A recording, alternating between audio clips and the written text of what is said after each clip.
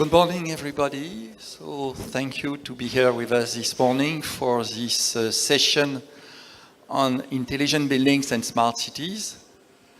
So maybe I will introduce myself to start the session. So my name is Luc Bourdeau, as written on the screen. So I am the General Secretary of the European Construction Technology Platform, ECTP. So ECTP is indeed the platform which is co-managing with the European Commission's public-private partnership on energy-efficient buildings, which deals with energy-efficient buildings. And in fact, within these PPPs, there are currently three main objectives. So one of them is to improve the building itself in order to have better insulation, better solar gains, taking into account of all renewables and so on. A second one is to be sure that this performance, the performance of the buildings, will be lasting all the life of the building. So this is what we call ensuring performance. And the third one, last but not least, is indeed to ensure the connection with the cities. And this is more or less the topic of this session.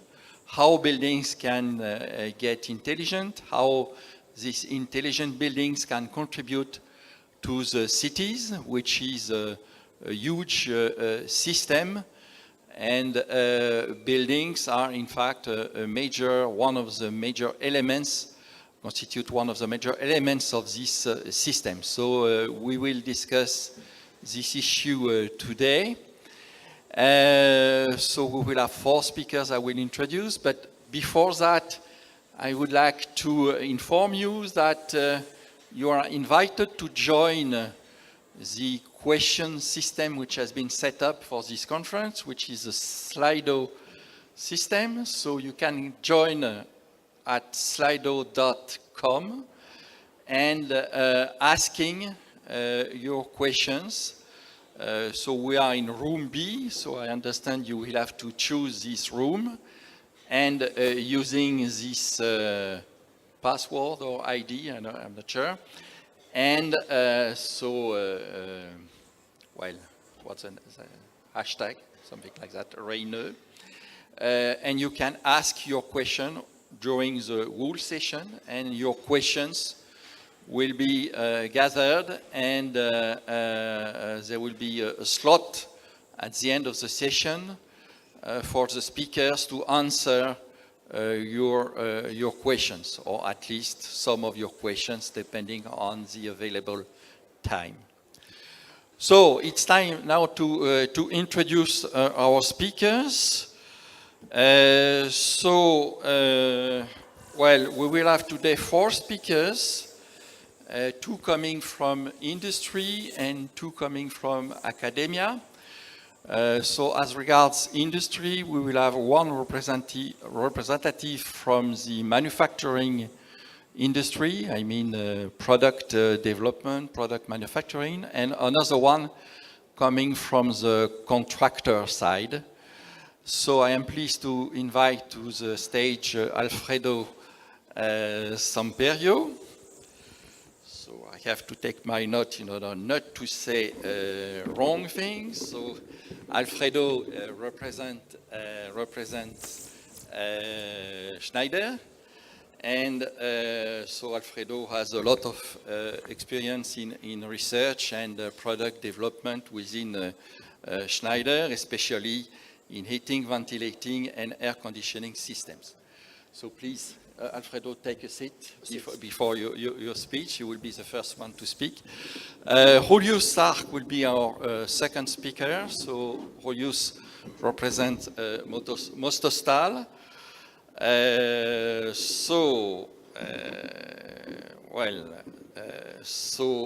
Julius is in fact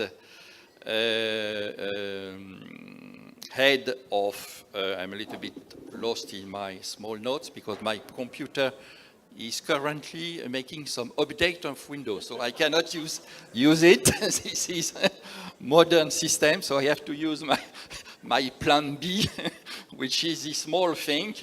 Julius is, in fact, has a degree from Warsaw University of Technology, and he specialized in HVAC. So I said you are specialized in HVAC, but you are not. Sorry, I made a mistake in my line, so sorry for that. We will go into details about you later. And so, Julius is responsible for energy efficiency and sustainable construction group of the R&D department in Mostostal, Warszawa. I'm pleased now to invite Peter Hajek from the Czech Technical University in Prague, Faculty of Engineering. So Peter is Professor of Civil Engineering at this university. He is currently Vice Dean for Research and Head of Department of Building Structures. And last but not least, so I would like to invite our Lady of the Day, if I can say that, so Dagmar Kaganova, who is Vice Dean for International Projects at the Slovak University of Technology in Bratislava, Faculty of Materials, Science and Technology. So thanks to you for having accepted to be with us today. And I think I have not forgotten anything about introduction, so thanks. And I invite Alfredo to go to the desk for the first speech about the Ambassador project.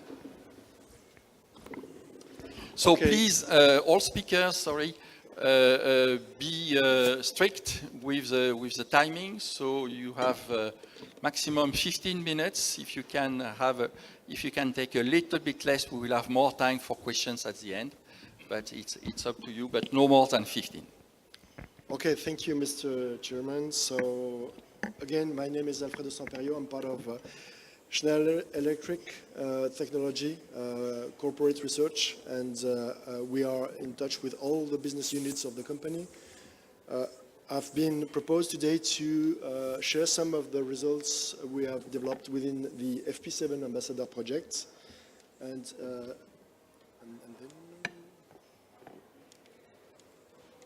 where should I? Okay. So I will very shortly introduce the Ambassador project, then we'll talk about the business models and the business cases that have been addressed, and you will see how difficult it can be in some cases to implement new technologies in cities. I will introduce very shortly the solution principles in terms of architecture and analytics. Then I will share some typical results for you to understand what are the basics of what we have done. And then we will switch to recommendations and something that was very important to us, which is exploitation. So Ambassador project is a FP7 project with 15 partners. It started 4 years back, so the project will be closed by end of this month. Huge efforts developed by all the partners, 700 man-months, so quite important works have been done. No? Okay. And the idea of the Ambassador project was to work on the district and really understand what are the optimal strategies that need to be implemented in a district concerning the energy. Assuming that the district will be made, of course, of buildings, of electrical vehicles, and many services such as public lighting. We'll have in the districts flexibility. We might have some storage, for instance. And the idea will be do we need to manage those flexibilities? How do we need to manage energy flows, both for electrical and district heating, in order to implement into the district a specific mission that can be, of course, cost reduction, that can be minimizing CO2 impact, that for some cities or some districts could be increased resilience. So the business cases, even though it's a technology project, we really wanted to start with what we believe is very important. What are the business cases where we need to bring some value? So two very opposite business cases, private campus and what we call local utility. Why do we believe that private campus is very easy? The reason for that is that you have a single organization in front of you, one bill, and then you need to talk with one organization and then understand from this organization what are the objectives, the business objective, the environmental objectives. Whereas in the other case that was called local utility, then you have a district made of multiple organizations. Each of those organizations will have its own business objective. And then on top of that, you want to add a coordination mission to the district. Then you need to take into account each single organization objective in the district. And this is just a slide presenting what could be the ambition of each single organization. And again, on top of that, you want to introduce a coordination layer that will bring additional value to the district. So what are the solution principles? On the left of the slide, you can see the look and feel of what is the architecture of the solution. If we are in the context of the most complex business case, we first need to take care of the objectives of each single organization. This means that we will need, for each participant, each organization of the building, we will need to implement specific control and strategies taking care of this organization business case. And this will be done for each single organization. Then we'll have a coordination layer that is presented there as the district platform, where we will coordinate all the organizations, and we might also allow to this transversal actor in the district to manage specific assets, such as PV, such as batteries. And no, it's not easy, I know, sorry. And then this transversal actor will be connected to the grid. And then if we look at the right of the slide, you have an idea of what is the technology that needs to be developed for each single organization.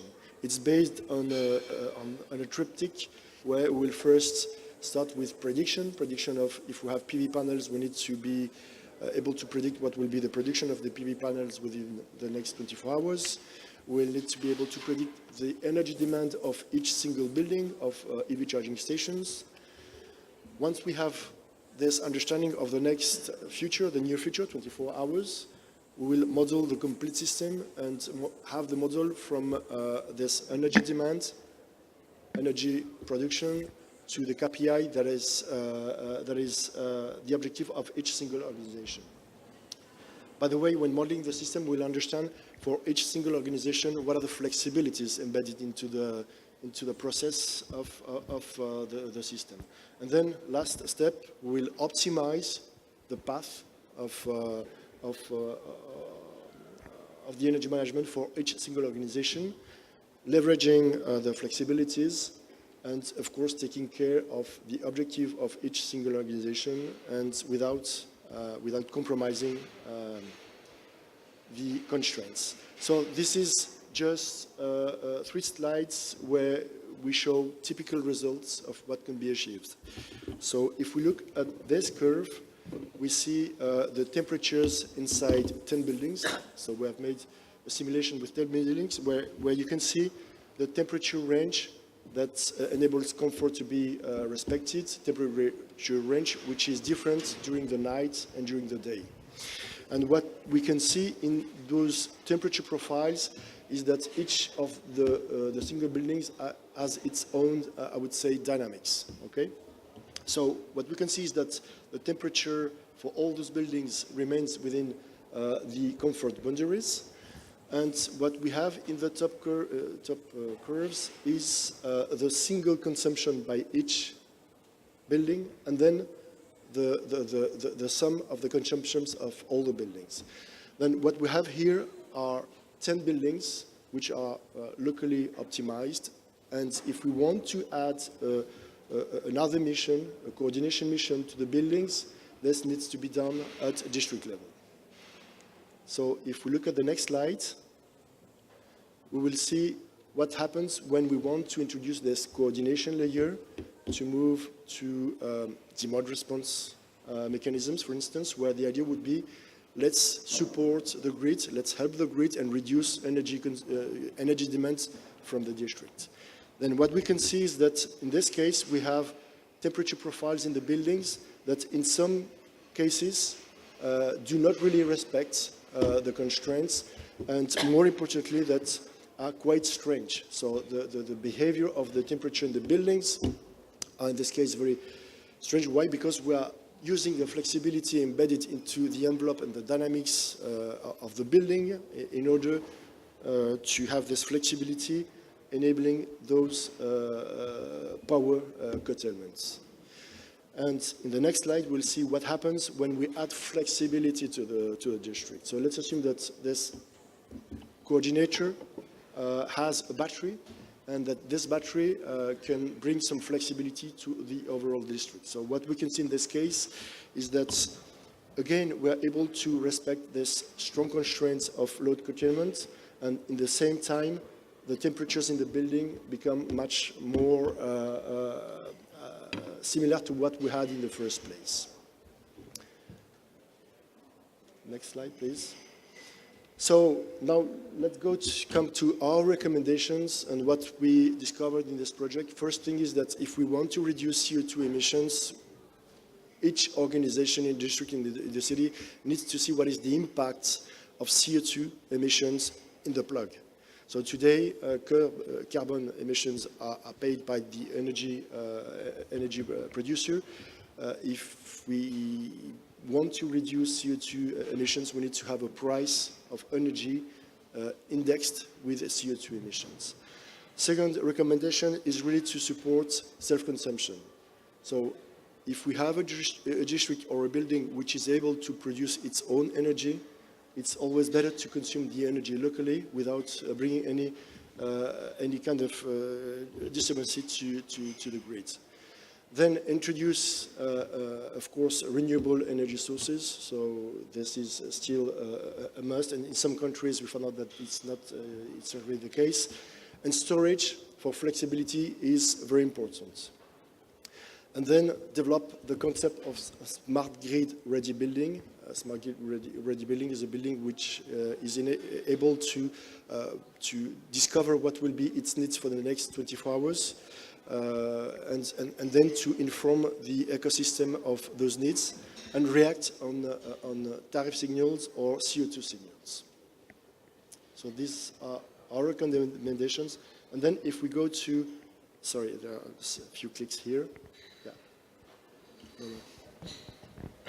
So the key results and what we discovered in Ambassador was first, that the market is today ready for private campus. So the most complex business case is still a business case that will be developed through pilot projects, but the real business will be done on private campus.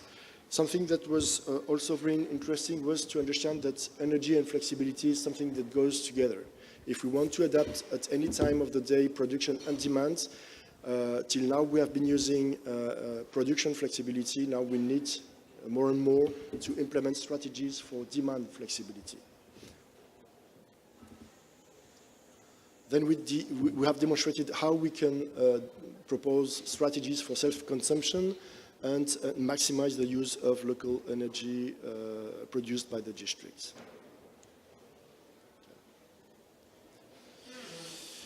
Of course, the need to set up a district governance. It could be the local utility, it could be an ESCO company, and a few figures of what has been demonstrated. So savings in the range of, in the building that range from 10 to 40%, depending, of course, on the status of the initial status of the building, and at district level, 20% of impact on cost when the district is exposed to variable tariffs. So if we move to the next slide, then two slides to present something that was very important to the consortium, where at month 24, so 4 years project, 48 months, at the middle of the project, we really insisted in having all the partners pushing in parallel to the research project some exploitation pilots. So here we have the example of a building that will be built for Schneider Electric, where we have implemented the concept of smart grid-ready building. So a building which is able to predict its needs, communicate its needs, and adapt its behavior to tariff or CO2 signals.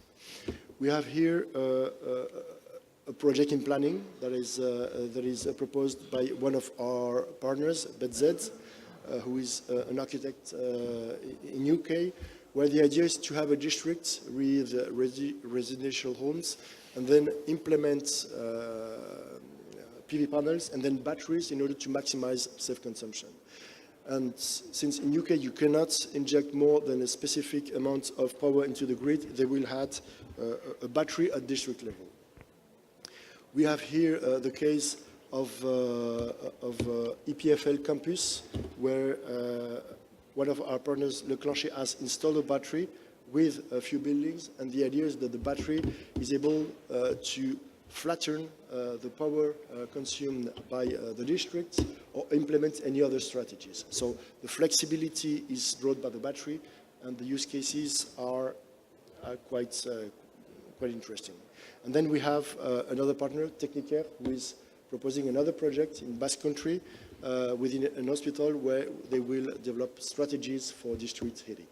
And then in the last slide, for the 30 last seconds, so this is a project that we have, a commercial project for Schneider Electric, where we are really glad that our organization, research, did align with development inside the company and with commercial teams in order to push solutions coming from ambassador to the final consumer. So in this case, the customer is the Grenoble Chamber of Commerce, where they have a private campus. As I said, this is the most, I would say, comfortable business case for now. This campus is made of 66 buildings, and what we will implement there is all the assets and the strategies that will enable maximum use of renewable energy and, of course, cost reduction. And, of course, what is very important in the case of this campus is that it's a school. So along with these technologies, as you know, the energy world is changing. And then we have students there that will learn from this project and learn from what will be deployed in terms of pedagogic material. Thank you. Thank you very much. So do not forget that you can ask questions to Alfredo through the Slido system, so do not hesitate to do it. So our second speaker is also representative, an industry representative, but from the contractor side, so Mostostal company in Poland, so Julius Dar. So Julius is also an important member of the executive board of the Energy Efficient Building Committee of the ECTP. So he is in fact helping the Commission to manage the PPP. Julius. Okay, thank you. If you have your slides. Yes, it works. Okay, thank you very much, Luc, for introduction. Yes, I'm here representing my company, Mostostal Warszawa, but I also feel like I'm representing ECTP, European Construction Technology Platform. I think it doesn't work. So ECTP is an organization set up to represent industry and stakeholders of construction industry in front of the Commission. And it was cooperating with the Commission in FP6 and FP7, and in 2008 it became formally registered in Belgium as an association, and then this cooperation continues. So I was here invited by Luc to also be, let's say, representative of ECTP. I proudly try to do it. And one very important part of ECTP is Energy Efficient Buildings Committee that was, let's say, one of the first who became very active and cooperating with the Commission, and many different research projects were started based on a roadmap prepared by the association, by the ECTP. And I think Ambassador is one of the projects that, let's say, comes from this origin, and also the project I'm going to represent is also one of them. So Merit's project is already finished. It finished in September this year. And the main idea of this project, the main objective, was to develop a compact seasonal thermal storage system, thermochemical storage, to make better use of available renewable energy, thermal energy. So this simple diagram shows that the solar energy that we can gain and the needs of the building are totally mismatched, and if we find a way to effectively store energy, we can use much better the renewables than today. So the project was done by a consortium. Logos of the consortium partners are quite small. The coordinator was TNO from the Netherlands, and there were many active partners who together tried to develop the system. And what is the core of the system? What is the core of the technology? So the project ambition was to develop a thermochemical storage. And during the course of the project, we selected a chemical compound that is sodium sulfide. And this chemical compound can be used to store energy in a reaction that is reversible. So first of all, we get very high energy density, and also we can store energy for a long time without thermal losses and without need of thermal insulation of the container. So there are chemical reactions on the screen. Very simply speaking, there is one state of sodium sulfide as hemihydrate, and then with heat and with water it became a pentahydrate, and this reaction is related to charging and discharging of energy, and we can, by doing this and by separating two chemical compounds, store energy for a long time without losses. And I will show you later how it works. So during the project, we have built a system in a sea container. It is a 55 feet sea container that was adapted to be a pilot installation. And what is important, this is the first time in the world that this type of installation was built in a size of, let's say, of a pilot, let's say, because all of the previous experiments were done on laboratory scale. So this is the first time when we reached the, let's say, the much higher scale of the system. And the idea to make it in a container was related to make possible testing of the system in different climate conditions. So the container was built by Mostostal Warszawa in Warsaw. Then the container was shipped to Lleida, to Spain, where it was tested in hot conditions, let's say.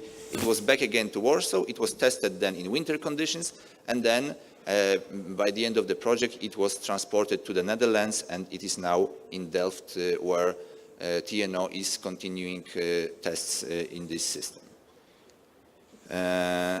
Inside the container, we've got two separate main parts. One is called, let's say, on the left side, a residential part. So it's a well-insulated room where you have heating, cooling, running hot water, and it simulates, let's say, a building, a very energy-efficient building. And the second part is a technical part where all the elements of the installation are located, and this is, let's say, this mobile pilot. The system architecture looks more or less like this. There are several important elements: short-term storage vessel, solar collectors, space heating distribution system, cooling distribution system, domestic hot water, the core, that is a long-term storage system with thermochemical storage modules, and also power and data acquisition to make it all work. So I would like to present to you all of these subsystems. First of them, the short-term storage is a kind of vessel that is an energy hub and makes possible all the heat flows in the system. So the solar collectors, when they operate, they charge the vessel.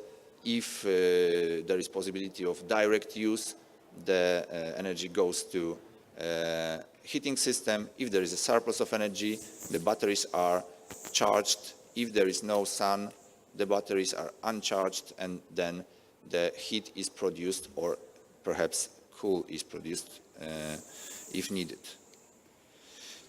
On the top of the container, we located solar collectors, standard solar collectors, with a drain bag tank that makes possible of use water as a working fluid and without any risk of freezing. And in the space, in the room, there is a space heating. It is underfloor space heating, and it's, let's say, a standard one, temperature, supply temperature about 40 degrees, possible use of heat energy. We've got also cooling system. One of the partners provided us a module. It's called SolabCool, so it's an absorption chiller, and there are two chilling beams in the room, makes possible use of this cold. We've got a domestic hot water system. It's simply a kind of sink with an automated system equipped with demand profiles, so the system automatically use water according to a pattern that is similar to use in a residential buildings. So use of domestic hot water is by this simulated. And here is the heart of the system. It is a long-term storage system developed fully in the project. There are two modules by four containers. In total, they have 480 megajoules of storage capacity.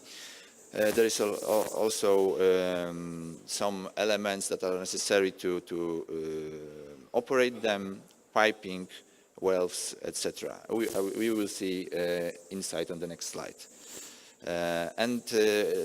What is so much interesting about this thermochemical storage vessel? It has inside the storing medium, so this solid sulfide, and there is also water. And by mixing water and providing heat or releasing heat, we can store or release energy. In the table, you can see a comparison of different storing methods, and what we have taken volume as a common parameter. So if you compare in a volume of 2.7 cubic meters, what you can store in a water tank, you can see that you can perhaps store 344 megajoules of energy, heat energy, but after 6 months, perhaps this is empty because of heat losses. The storage is empty, so you've got the storage density about 0.13 gigajoules per cubic meter, but it's limited in time. In case of battery developed in Merit's project, in the same volume, you can store 480 megajoules, and after 6 months, you've got the same capacity. So this is the difference. The storage density, it's a bit higher. And as third option to compare is a lithium-ion battery. You can see that you can store much more energy for 4,400 megajoules, but of course you can see that the cost is significantly higher. It's completely different range of order of magnitude. And this is the, let's say, the fact that lies behind the promise of this kind of storage energy. Okay. So inside the vessel, we've got sodium sulfide and also water, and the chemical compound is packed in lamella in this heat exchanger, so providing heat and releasing heat to the whole volume of the storage is possible.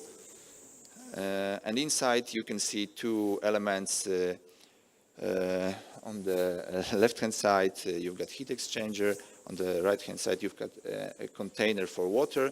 And what is very important is this internal valve that was patented. I mean, the patent was submitted during the project because this is the element that makes possible, let's say, separating the water and the solid sulfide during the charge state, and then release the heat vapor and release energy during the discharge state. So this is a design done by the Breyer RTB partner from the Netherlands, and this is the core of the system. In the system, we've got also a kind of laboratory water bath that is simulating a ground heat exchanger. So it's like a simulation. We've got a data acquisition system that makes possible control of all the parameters to monitor and to record the performances. And finally, the results we got from the tests in Warsaw that are very promising.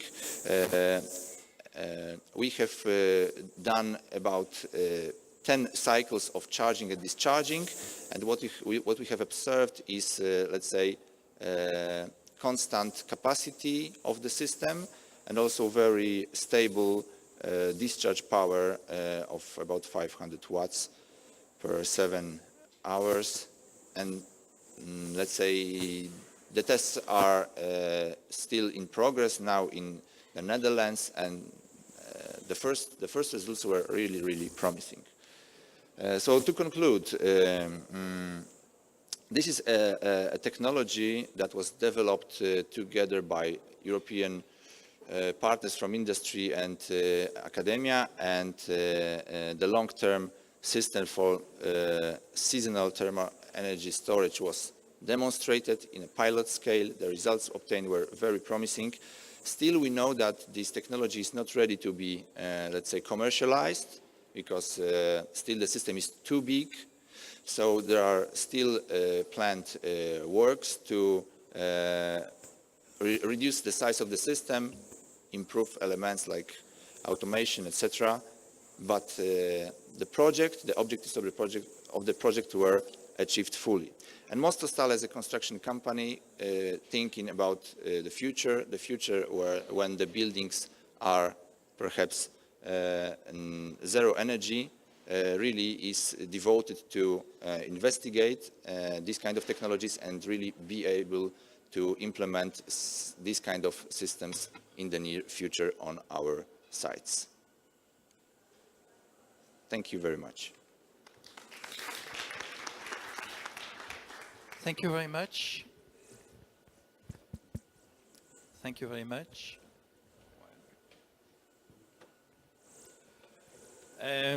Again, do not forget questions and Slido.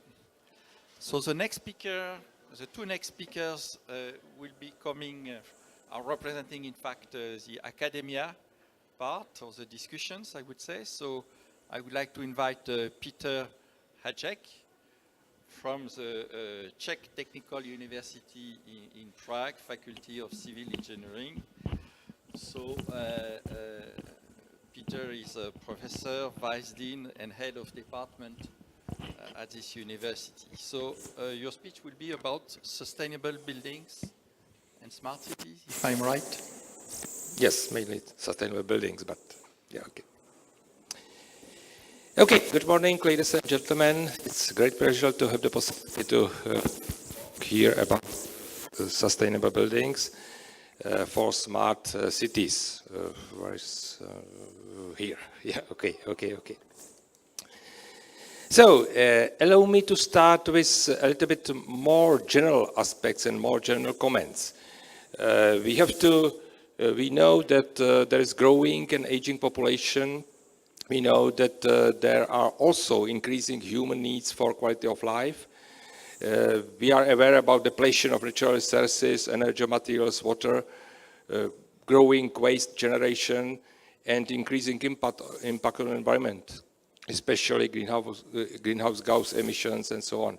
And of course, we have to be aware also about the use of land in some areas of the world. And so it means that there are some are increasing population and so on, and cities are decreasing, so it has some impacts to the environment finally. So on the other hand, we also have to be aware about the changing of the situation which is around the world. So there is an increasing number of natural disasters. In the last 4 decades, number of extreme natural events increased 4.7 times. And it means that there are also increasing number of man-made disasters and increasing economic and life losses. So if we look to this aspect, so the population is growing and extreme natural events is growing, so we have to be aware that also it will have impact to the economy and also to the life of the people. The other very important point is that the average of the age of the population is increasing, and we can see that especially in developed countries like Europe or North America and so on, the population, the average age is increasing, and on the right side on the graph you can see also the estimation, the prediction how will be increased the average or life expectancy in the future. So we have to also consider that there will be more people and that they will need more or higher quality of the life. So it means that buildings and all built environment should be better prepared for new conditions. They should be sustainable and also resilient because of the increasing danger of the disasters. So what about buildings itself and their role and impact? People, they spend more than 90% of their life indoor buildings. This is general argument. And once I was thinking if this is relevant, so I made the scan of my typical day, and I found that really it's close to 90% because we are here in building and we are many times also in the transport system, in the metro and so on. So in principle we are in buildings, we are at home, we are sleeping and so on. So if we count how much time we spend outside, so it's really about 10-15%. So it means that we have to develop very high quality environment for the people in the buildings. The other aspect is that most of the buildings that will exist in the future already exist. So we have to focus in our systems not to the new buildings, but also how to renovate and the existing buildings and existing towns. And buildings and construction and operation is responsible for more than 40% of overall energy, around 40% of CO2 emissions, and almost the same amount of the waste generation. So, of course, there was 2 presentations, very nice presentations about the energy. So I will talk more about the more complex view to the problem. However, I understand, or it is clear that energy nowadays and consequently CO2 emissions is the crucial and probably the most important aspect of the sustainability. So this is whole, not whole, but the list of the main goals and potentials what we have to focus on. So there is on the first, energy, materials, saving of water, safety and security in the buildings and in cities, indoor quality for indoor environment, pollution and waste, and how to decrease pollution and amount of the waste, and of course how we are using land and what is the urban development inside. So all these aspects, they fit or they are included in the three sustainability pillars: economy, environmental, and social. Just few comments related to some particular part. So building efficiency. So this is definitely one of the most important problem in the development or construction of things. So we have to look to the reduction of the heat loss from the buildings, and we can see here on this graph, this is just the situation in the Czech Republic, how the requirements for U value has been in the time developed, and where we are now in the regulations and where we were, let us say, about 40 years ago. But we have to also focus to the design of the buildings, from shape, how to orient the buildings, zoning in the layout. We have to look to the possibility of passive solar gains, airtightness of the buildings, but in the same time the ventilation in the buildings, and how to limit thermal bridges. If we look to some European goals in the increase of renewable energy use, so there is some simple graph. It is not readable well, but it is not important.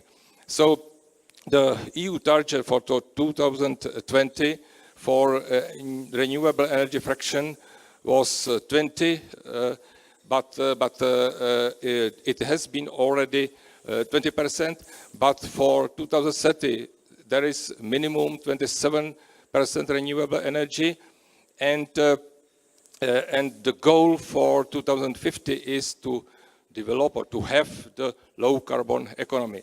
So it's clearly visible the trend that we have to focus more and more for the use of renewable energy.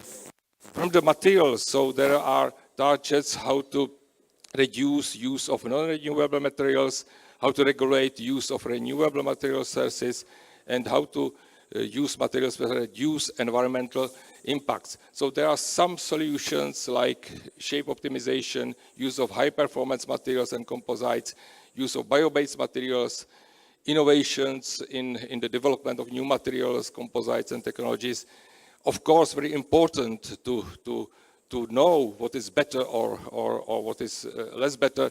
So we have to develop the system of certification, EPDs, and also very important is to think about life expectancy of the construction, so how long we can keep the buildings in the structure. Very important in this view is recycling and reuse of the materials.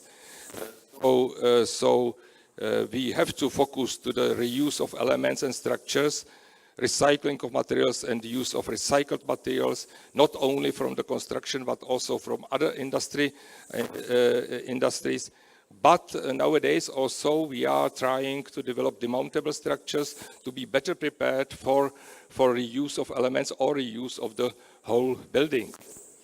Of course, intelligent buildings is the very important key issue. There were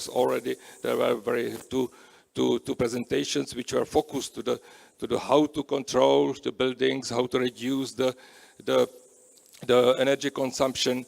So we can use many IT technologies, how to control the environmental, the quality of the environment inside and reduce the energy consumption. This is connected also with smart microgrids or smart grids in the cities. I will not talk about the cities, but in the buildings and surrounding of the buildings, we are trying to develop the microgrids. So this is, in fact, small-scale version of the centralized electricity system, which is applied on the building level. And this is just example of the microgrid which was implemented in our University Center for Energy Efficient Buildings. And the building itself is a small microgrid with the photovoltaic systems, with the cogeneration systems, with the storage for heat, and also with the charging of electro cars and others. So, and everything is controlled in the system. Very important topic nowadays, or increasing importance, is in the how to develop the houses for the increasing number of seniors because of the aging of the population. So Europe nowadays is very has this aging problem, and in 2060 almost 1 of 3 Europeans will be 60 or older.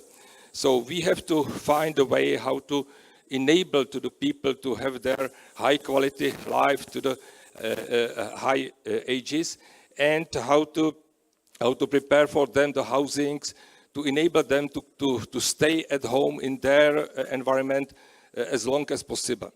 So there are nowadays many researchers also in this way. I already mentioned that very important issue is modernization, renovation, and conversion of the buildings. And the problem in this way is also how to make it on existing buildings where the buildings are inhabited and so on. So there are projects. This is just one example of the project we are involved. This is Horizon 2020 More Connect. And the problem or the idea of the project is how to make the energy efficient renovation of the building during the occupation of the building. So there are some prefab systems which will be implemented just on the building without need of the leaving of the people from the building. This everything what I mentioned there are many aspects on the sustainability of the building. So this is very complex and integrated problem, and we need really to focus to the complexity of the solution of the system. So I will show you just one simple example. So this is also result of one project we did at our university and the center. So the idea is to have the optimized load-bearing reinforced concrete structure, just the frame, and all other structures are building envelope and other components are based on renewable materials from timber, the insulation, and so on. So this is a combination of the strong, we can say, skeleton system from reinforced concrete, and it will enable to use the renewable materials also to higher buildings. And because of the very slim elements from concrete can be integrated in the building envelope. So this is just the current situation. So we already built this 2-story frame optimized building, and we can see here there are some innovations in the two-way pre-stressing of the floor slab, enabling the larger span. This is here 8 by 8 meter, but it can be in the future even more. And of course, in the parallel, in another project we have developed already the system of the outside envelope just from timber and bio-based materials. So it means that research and development should be very complex, integrated interdisciplinary research, and this is the structure in the University Center for Energy Efficient Buildings, where are five parts: architecture and environment, energy systems, materials and structures, indoor environment, and monitoring, diagnosis, and intelligent control. And very important at the end is education dissemination. So we have to look to show to the people and tell to the people how to change the pattern of the of the use of the buildings and pattern of the life to reduce the impacts and consumption of the energy also.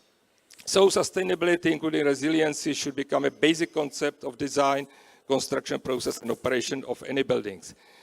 And very last conclusion is this is just the result of the team from our university, from Faculty of Architecture, Faculty of Civil Engineering. We participated on US Solar Decathlon 2013, and the team of young people, young students, so they were finally on the third place. They won in architecture and in energy balance. So I think that we have to especially work with young generation, and we have a good potential how to make good or excellent results in the building design. Thank you for your attention.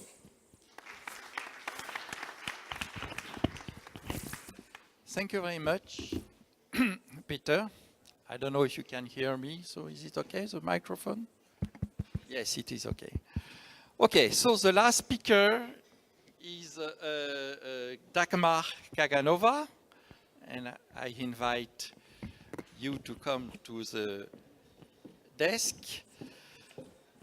So Dagmar is a Vice Dean for International Projects in the Slovak University of Technology in Bratislava at the Faculty of Materials, Science and Technology.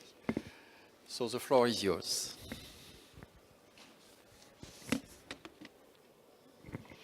Good morning, ladies and gentlemen.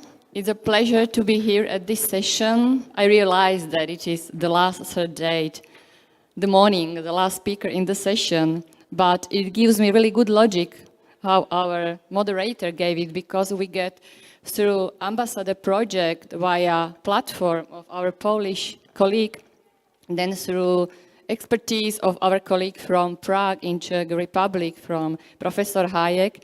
And finally, I would like to go to share with you our initiatives which we do within smart cities for smart people. So thank you very much for coming, and I would like to start with some brief introduction to this issue.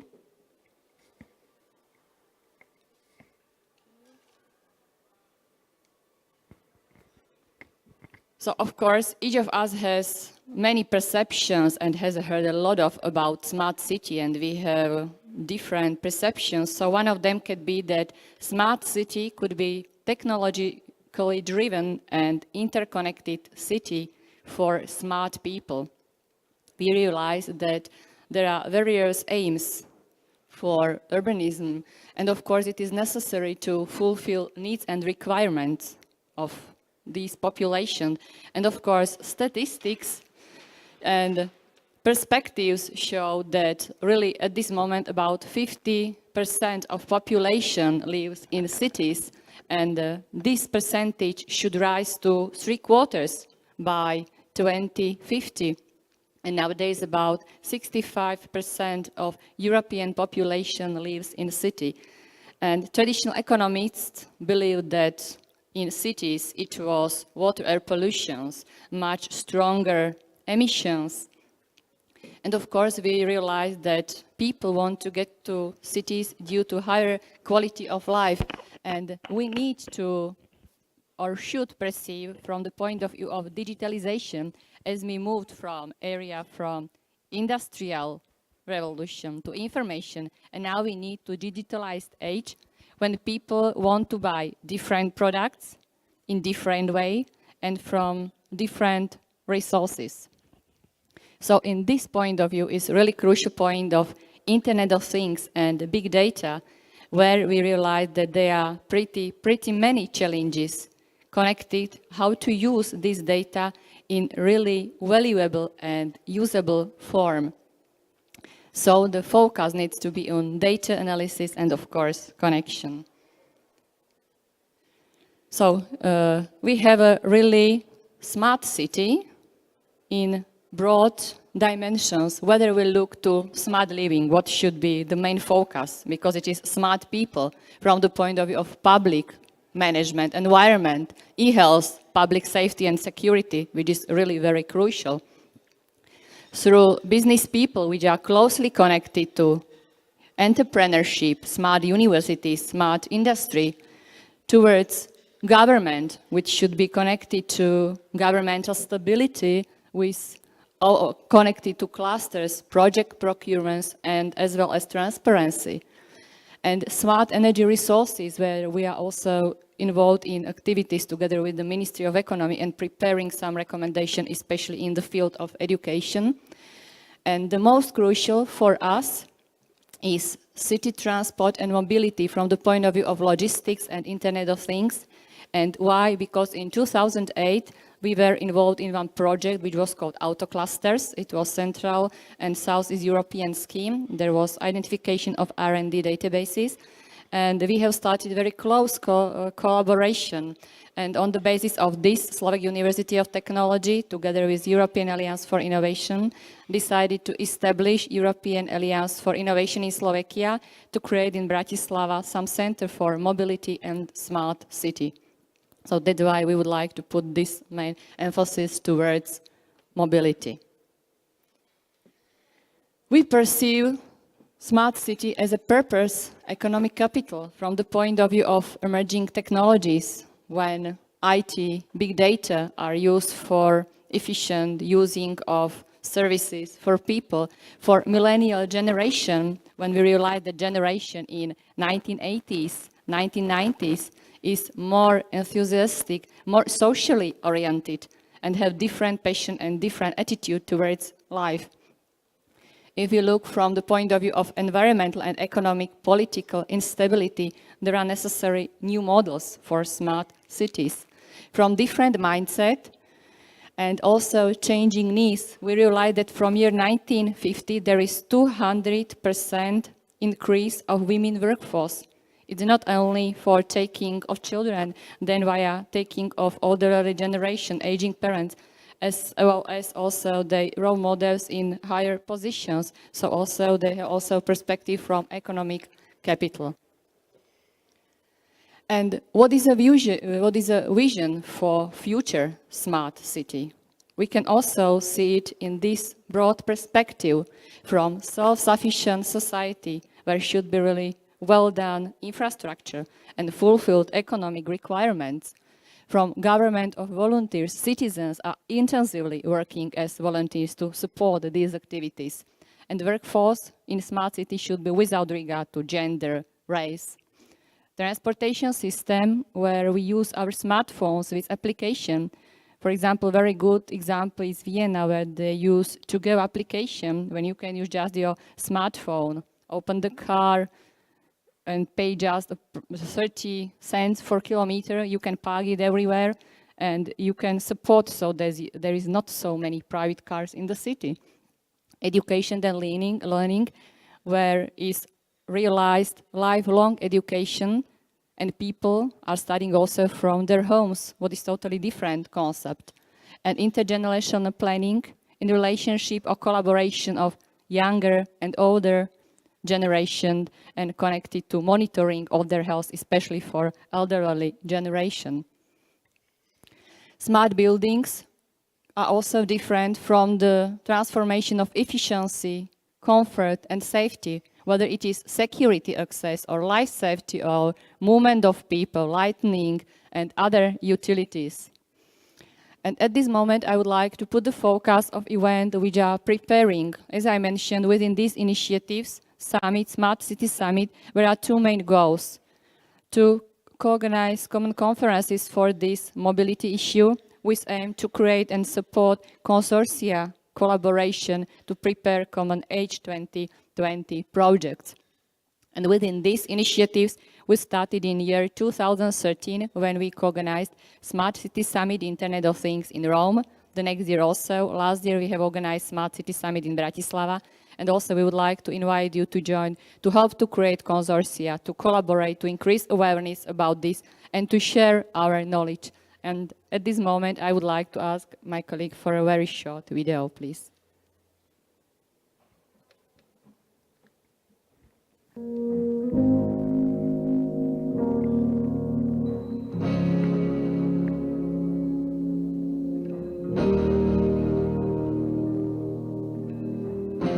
know of no better way than these sorts of events to bring together people who maybe don't know each other before, and it's through this clash of ideas and perspectives that we will begin to identify the way forward in this area.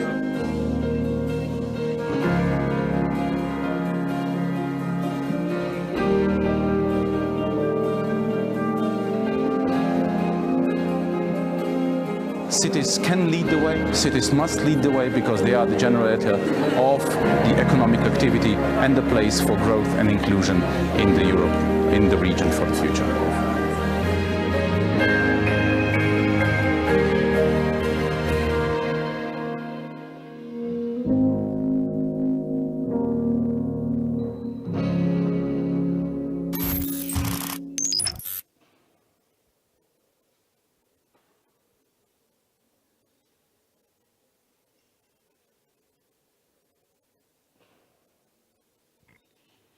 However, I would like to use also this opportunity to invite you to collaborate within common activities, because majority of us are just dealing this issue about smart city, and to increase awareness, because we know that especially Nordic countries who are dealing with this issue for a longer time can get deeper into this issue. So I believe that we will find a common language, common way how to support this collaboration.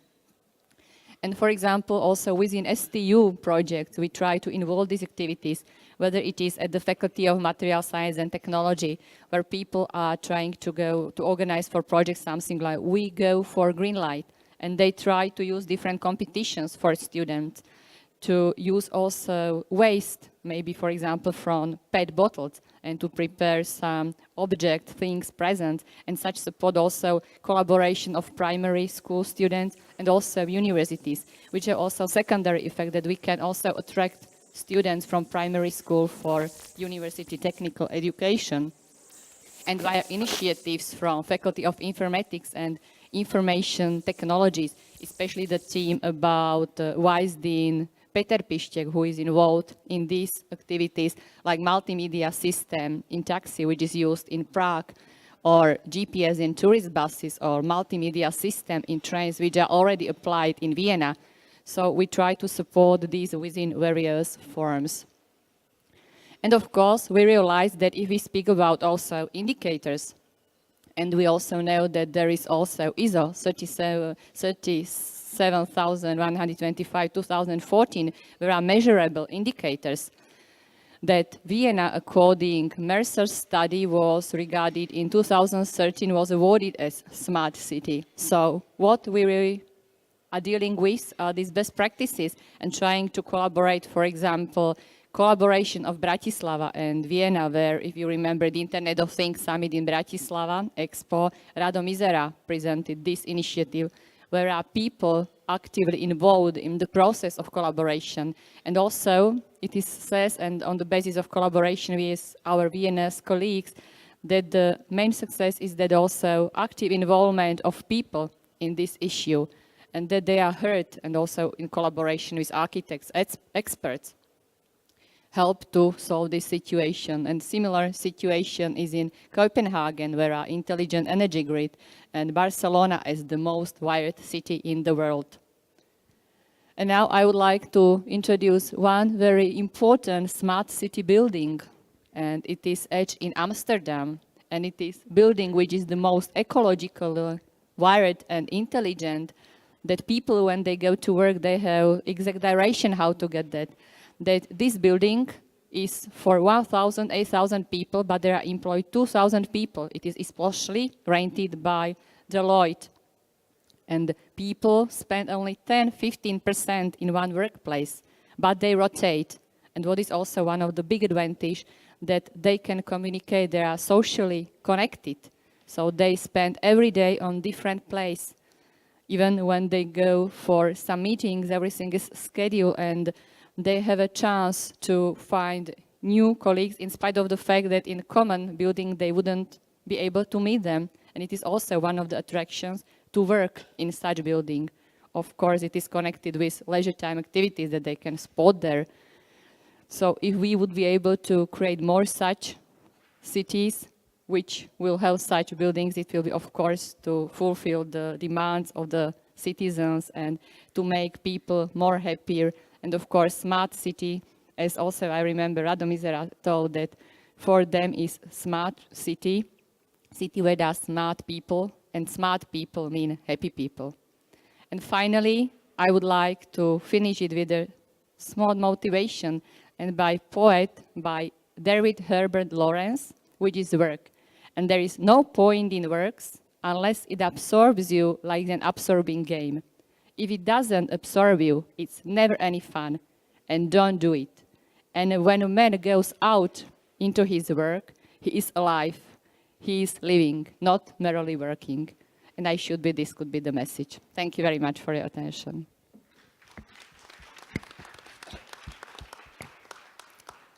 Thank you very much, Dagmar, for this speech. So we have 5-10 minutes to have a look on the questions that you would like to ask to the speakers. Well, the order had changed a little bit, so it's very active. Thank you very much. So we have some generic questions and more detailed questions about the safety of some products, for example.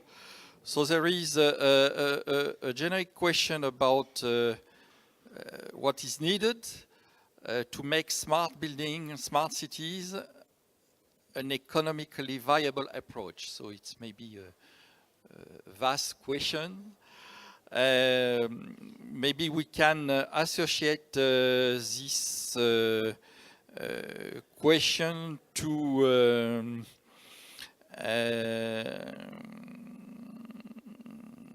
no, maybe we can take this question maybe later on to leave our speakers think a little bit about what could be answered in a few words about these points. But more specifically, maybe we can take the second question, which is about the limiting factor in smart grid implementation, which is the storage of energy, probably. The audience would like to know about the current and future possibilities in that field. So who would like to take the floor? So Alfredo, probably. Maybe a few words. It works, okay. So I did not go very much into details, but one of our recommendations from Ambassador and Schneider is before introducing storage, what needs to be done is to understand what are the flexibilities already existing into the system. When you heat or you cool one of those buildings, there is multiple ways you can do it. And already in the envelope and the dynamics of the building, you have some flexibility. So the priority will be to, before introducing any kind of storage, to use flexibility already existing in the process. We might also have flexibility coming from different ways to source or produce energy. Then, for a specific objective, if we find out that this flexibility is not enough, we might go into the analysis of additional synthetic flexibility that can be brought by a battery.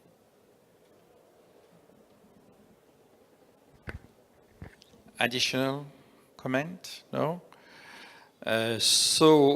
Maybe, Alfredo, you can continue with a question about the economical analysis for self-consumption and storage compared to the kilowatt-hour cost from the grid. Okay, so this is a very good question. What we are doing is developing the technology to leverage flexibility.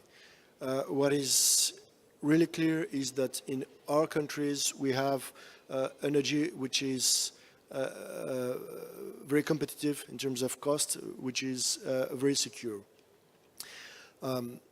Those ideas and those concepts will work in countries where the grid is weak, where the energy is expensive, and where we'll have organizations and customers interested in increasing their resiliency.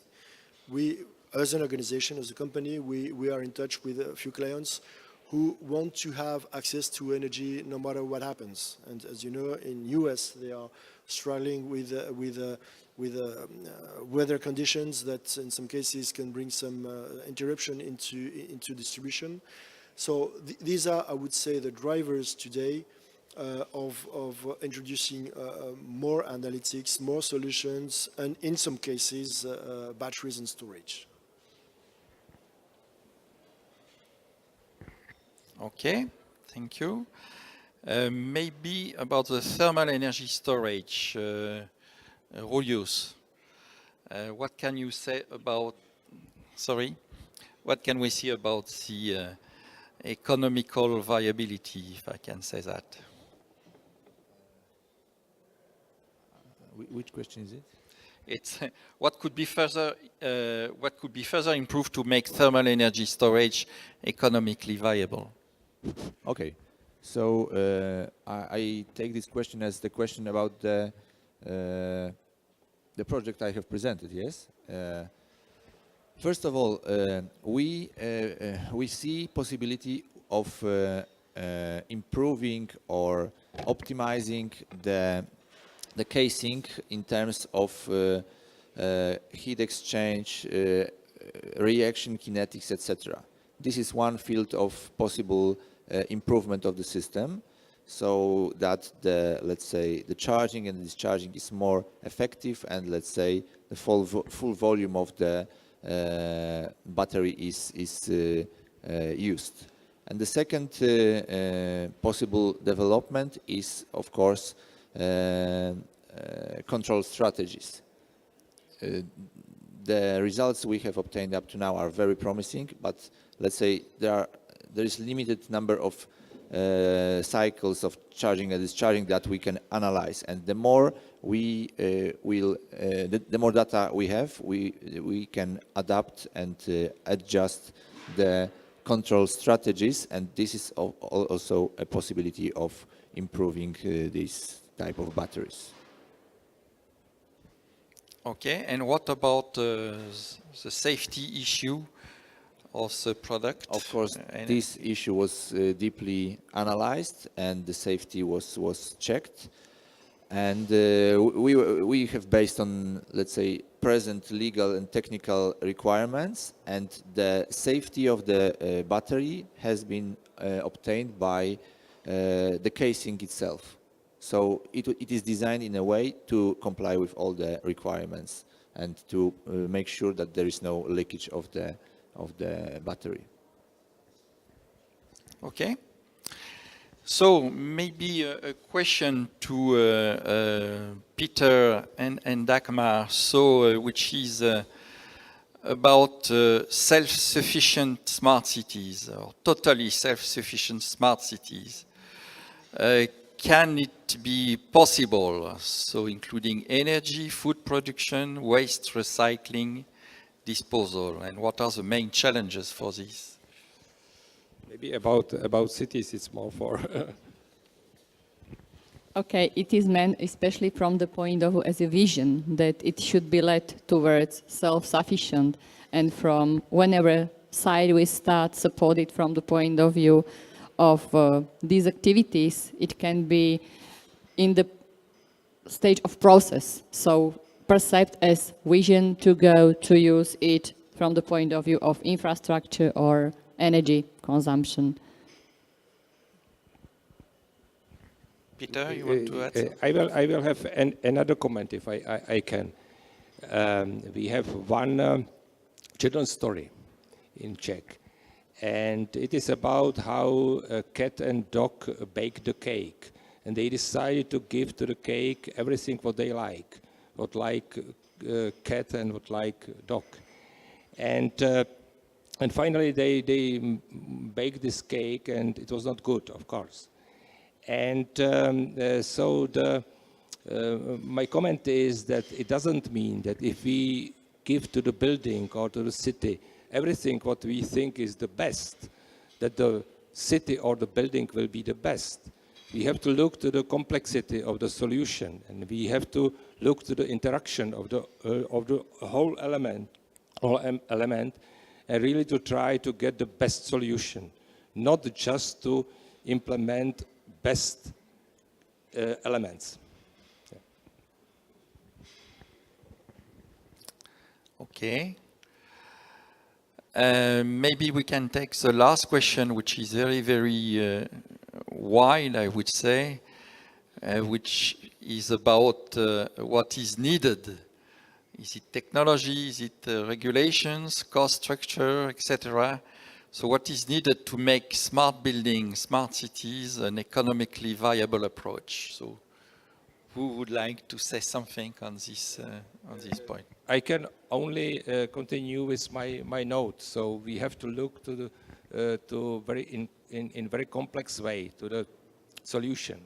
So to look how to make all the components to be in synergy and to get really good result. So it means, for example with the energy savings. You know that in the buildings it's a very, very big approach to the energy savings by insulation and to make a very dense structure. But on the other hand, we need ventilations, and it's a matter of the quality of internal air, but also about the energy what we need for the ventilation. So it's a very complex approach, and we have to look to all these solutions from very complex way.